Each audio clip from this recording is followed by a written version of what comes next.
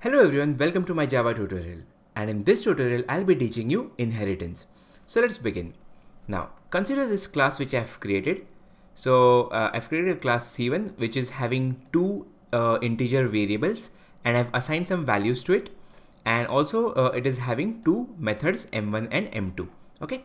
Now, in the main method, I've created an object of class C1 and I'm just printing the variables, and also I am invoking the methods. So let's just run this program and see what we get the output.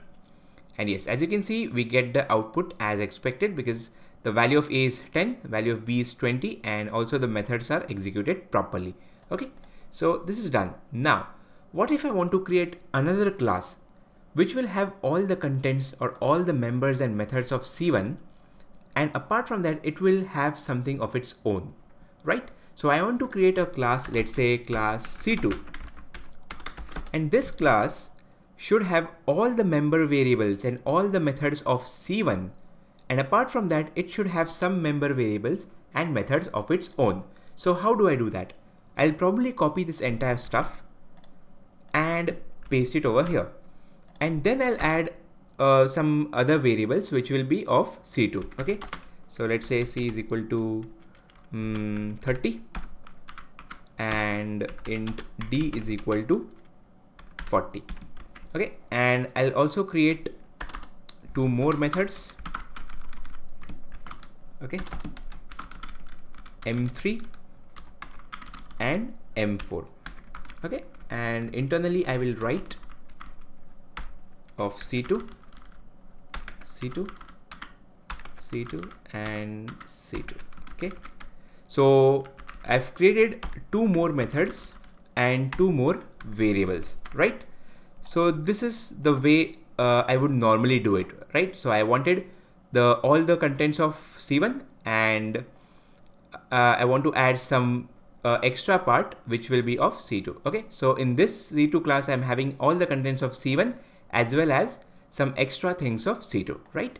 Now this looks like a bad programming practice because we're just copy pasting some things, right?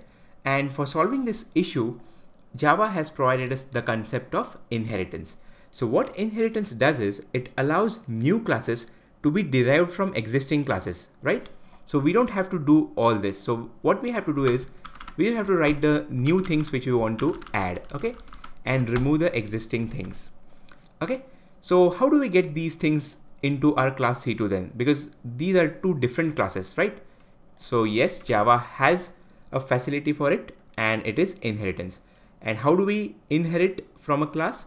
So we have a keyword over here which is called extends, and then we just specify the class from which we want to inherit. Okay, so by doing this, what will happen is this class C2 will get all the member variables and methods of class C1, and apart from that, it will have something of its own, right?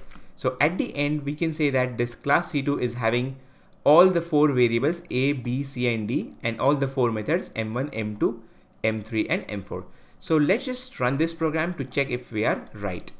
So I'll create an object obj2 of C2, new C2.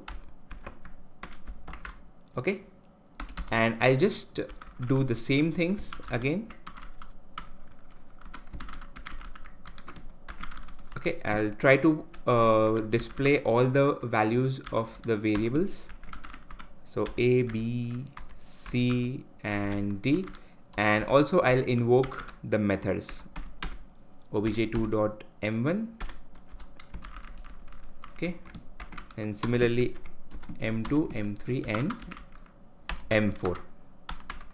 Okay, so let's run this and see if we get the correct output.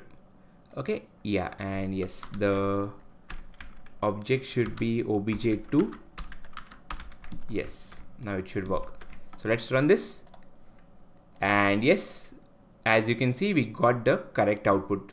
So this object of C2 is having all the four variables, and it is having all the four methods. Okay, so this is the output: 10, 20, 30, 40, M1 of C1, M2 of C1, M3 of C2, and M4 of C2. So that is the benefit of inheritance. And I would like to conclude by saying one statement.